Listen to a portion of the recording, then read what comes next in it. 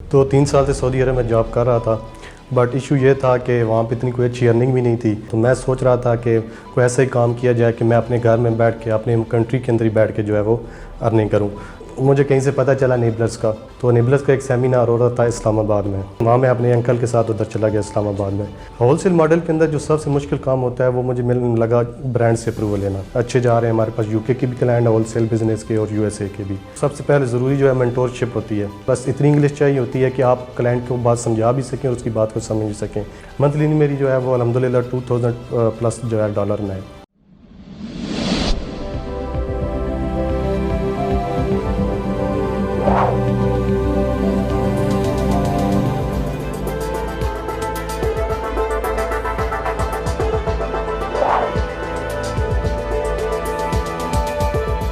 अस्सलाम वालेकुम नाजरीन, शेयरिंग ऑफ प्रोफेशनल विजडम के साथ मैं हूं अली रहमान खालिद।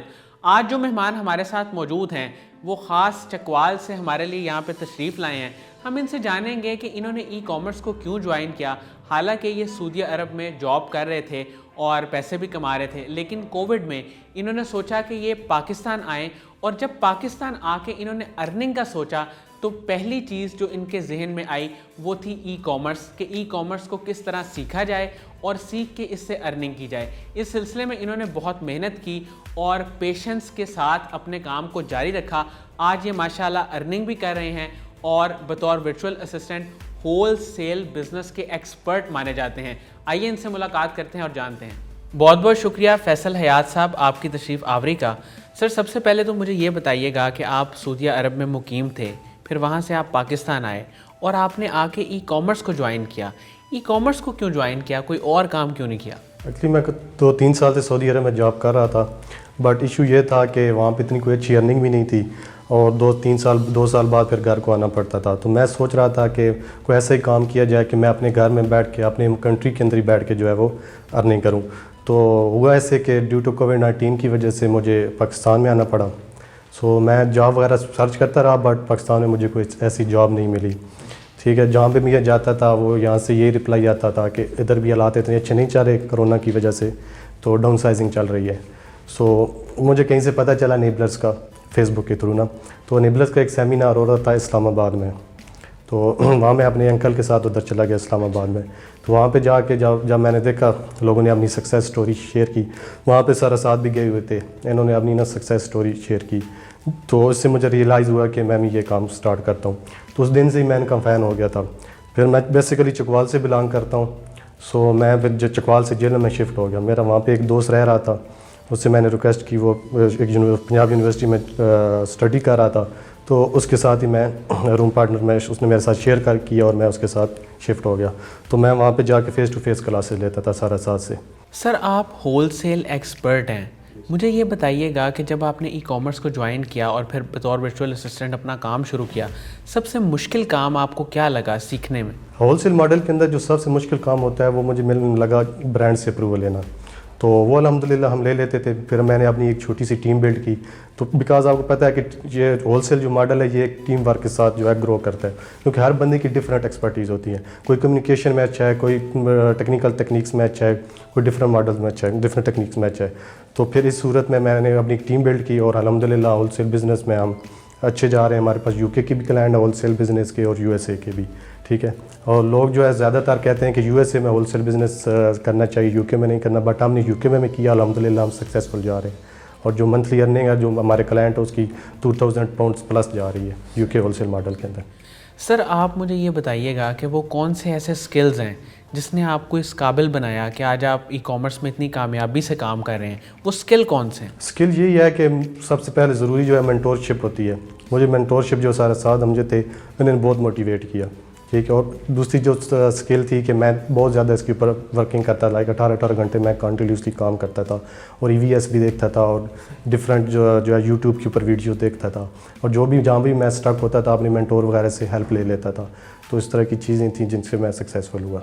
सर, मुझे ये बताइएगा कि ई कॉमर्स में जो लोग काम कर रहे हैं उनके लिए इंग्लिश लैंग्वेज पे कमांड होना और कम्युनिकेशन स्किल्स का बेहतर होना ये कितना ज़रूरी है? कम्युनिकेशन स्किल का बेहतर होना बहुत ज़रूरी है, बिकॉज जब आपने क्लाइंट के साथ मीटिंग करनी है तो उसको आपने कम्युनिकेशन के ज़रिए जो है वो आपने ग्रैब करना होता है।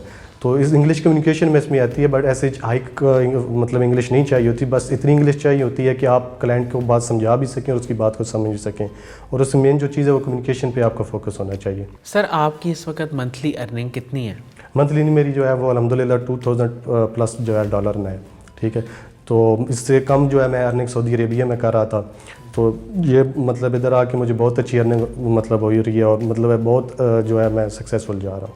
सर जो लोग ई कॉमर्स में आना चाहते हैं लेकिन उनके पास इन्वेस्टमेंट नहीं है, बिल्कुल वो स्टार्ट करना चाहते हैं, आपसे भी ये सवाल बहुत बेशुमार दफ़ा पूछा जा चुका होगा यकीनन, लेकिन मैं ये जानना चाहता हूँ कि जो आना चाहते हैं आप उनको क्या गाइड करेंगे, वो किस तरह आएँ और स्टार्ट करें? मैं उनको यही गाइड करना चाहता हूँ जिनके पास इन्वेस्टमेंट नहीं है, वो एनेबलर्स का EVS है, एनेबलिंग वीडियो सीरीज़, उसके लिए अप्लाई कर दें, वो फ्री ऑफ कॉस्ट मिल जाता है। उसमें हर मॉडल्स की वीडियो प्राइवेट लेबल की हैं, होलसेल की हैं, 200 प्लस इनकम स्ट्रीम है जो फ्री ऑफ कॉस्ट है। उसमें वो पहले उस चीज़ के ऊपर फोकस रखें, उसके बाद वो देखें कि उन्होंने किस साइड पे जाना है, होलसेल की तरफ जा रहे हैं, प्राइवेट लेबल की तरफ जा रहे हैं। उसके बाद फिर मेंटोरशिप बहुत ज़रूरी है, उसके बाद वो कोर्स ज्वाइन करना चाहें तो कर सकते हैं, बट कुछ स्टूडेंट ऐसे भी हैं, आपको पता ही है, जो EVS से भी लर्न करके बहुत सारी अर्निंग कर रहे हैं। सर एक वर्चुअल असिस्टेंट की ज़िम्मेदारी में कौन कौन से काम आते हैं? वर्चुअल असिस्टेंट की जो जिम्मेदारी होती है वो A to Z जो है अकाउंट को मैनेज करना होता है। फॉर एग्जांपल वो प्राइवेट लेबल कर रहा है तो उसने प्रोडक्ट हंटिंग भी करती है, उसके बाद उसकी सोर्सिंग भी करनी है, लिस्टिंग भी करनी है, और PPC भी करनी है। और इसी तरह होलसेल मॉडल के अंदर भी उसकी यही होती है कि उसने प्रोडक्ट हंटिंग करनी है, ब्रांड अप्रूवल करनी है, डिस्ट्रीब्यूट से अप्रूवल लेनी है, ठीक है, ईमेल्स का जवाब देना है, कॉल पे रिस्पांस करना है उनको, और A to Z जितने भी अकाउंट के रिलेटेड किसी बायर का कोई मैसेज आ गया उसको रिप्लाई करना, तो इस तरह की सारा A to Z जो है वो उसको मैनेज करना होता है। सर ये टीम बना के काम करने का आइडिया आपके जहन में कैसे आया, और एनेबलर्स को अगर आप ज्वाइन करता है कोई भी, उसके बाद वो टीम बना के काम करता है, तो ये किस तरह से मुफीद साबित होगा उसके लिए? उसके लिए बहुत मुफीद साबित होगा, बिकॉज एक बंदा जो है उसकी किसी एक स्किल में एक्सपर्ट होगा, ठीक है। जब हम टीम के साथ चलते हैं तो बहुत सारा काम जो है वो हमारा डिवाइड हो जाता है और इजीली हम उसको लेके चलते हैं। तो एनेबलर्स का भी यही जो है वो विजन था कि वो टीम वर्क के साथ ग्रो करें, तो मैंने भी ये चीज़ ज़हन में रखी हुई थी। और होलसेल मॉडल ही ऐसा है कि अगर आप एज ए टीम काम नहीं कर रहे तो थोड़ा सा डिफ़िकल्ट होता है, तो जब आप टीम के साथ काम करते हैं तो काम डिवाइड हो जाता है और अच्छे तरीके से जो है वो आपका क्लाइंट भी सेटिस्फाइड रहते हैं और आप भी सेटिस्फाइड रहते हैं। सर ई कॉमर्स की जो टेक्निकल चीज़ें हैं इनको सीखने में आपको कोई मुश्किल पेश आई? टेक्निकल चीज़ों की मैं ख़ास तौर पे बात कर रहा हूँ, क्योंकि आम लोग जो हमारा इंटरव्यू देख रहे होते हैं वो समझते हैं कि शायद वो ई कॉमर्स में जाएंगे और फ़ौरन से अर्निंग स्टार्ट कर लेंगे।